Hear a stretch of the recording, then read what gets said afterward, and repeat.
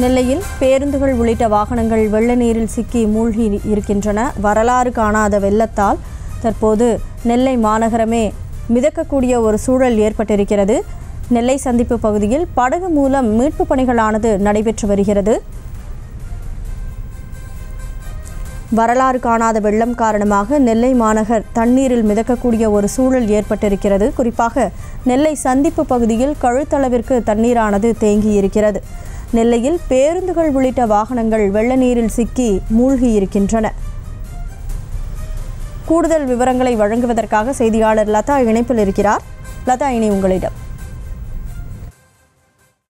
நெல்லையில் வரலாறு காணாத மழையானது பெய்திருக்கக்கூடிய நிலையில் பெரும்பான்மையான இடங்களில் மழை நீரானது சூழ்ந்து காணப்படுகிறது. குறிப்பாக தாமிரபரணி ஆற்றில் ஏற்பட்ட அந்த வெள்ளப்பெருக்கின் காரணமாகவும் கரைகளை ஒட்டி இருக்கக்கூடிய பகுதிகளில் பெரும்பான்மையான பகுதிகளில் மழை நீரானது குளம் போல் தேங்கி இருப்பதையும் நம்மால் பார்க்க முடிகிறது. தற்பொழுது நாம் இருக்கக்கூடிய இந்த திருநெல்வேலி சந்திப்பு பேருந்து நிலையம் பார்த்தோம் என்றால் முழுவதும் ஒரு பேருந்தே முழுகும் அளவிற்கு மழை நீரானது சூழ்ந்து இருக்கிறது. இந்த பகுதிகளில் பார்த்தோம் என்றால் ஏராளமான கடைகள் இருக்கிறது.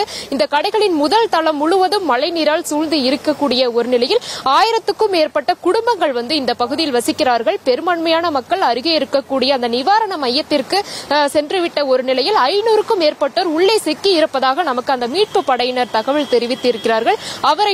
அவர்களை மீட்கக்கூடிய பணிகளும் ஒரு புறம் மும்முரமாக நடைபெற்று வருகிறது. குறிப்பாக தற்பொழுது நாம் பார்க்கக்கூடிய அந்த வணிக வளாகத்தின் மேல் பார்த்தோம் என்றால் ஏராளமான பொதுமக்கள் உள்ளே சிக்கி இருக்கக்கூடிய ஏராளமான பொதுமக்கள் அங்கே இருந்து மீட்பு படையினரை கையை காட்டி அழைக்கக்கூடிய அந்த காட்சிகளையும் நம்மால் பார்க்க முடிகிறது. இந்த திருநெல்வேலி சந்திப்பு பேருந்து நிலைய பகுதிகளில் வரலாறு காணாத, குறிப்பாக இதுவரை இந்த பகுதியில் இத்தகைய ஒரு தண்ணீரானது தேங்கியதே இல்லை என இந்த உள்ளூர் மக்கள் நம்மிடையே தெரிவிப்பதையும் நம்மால் பார்க்க முடிகிறது.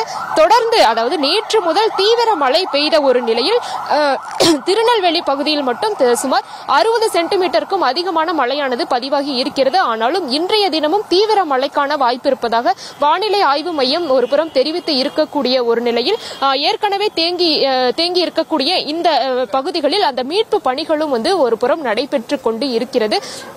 திருநெல்வேலி மட்டுமல்லாமல் இதனை சுற்றி இருக்கக்கூடிய அந்த தென் மாவட்டங்களில் பெய்த மழையின் காரணமாக பெரும்பான்மையான இடங்களில் மழை நீரானது சூழ்ந்திருக்கிறது.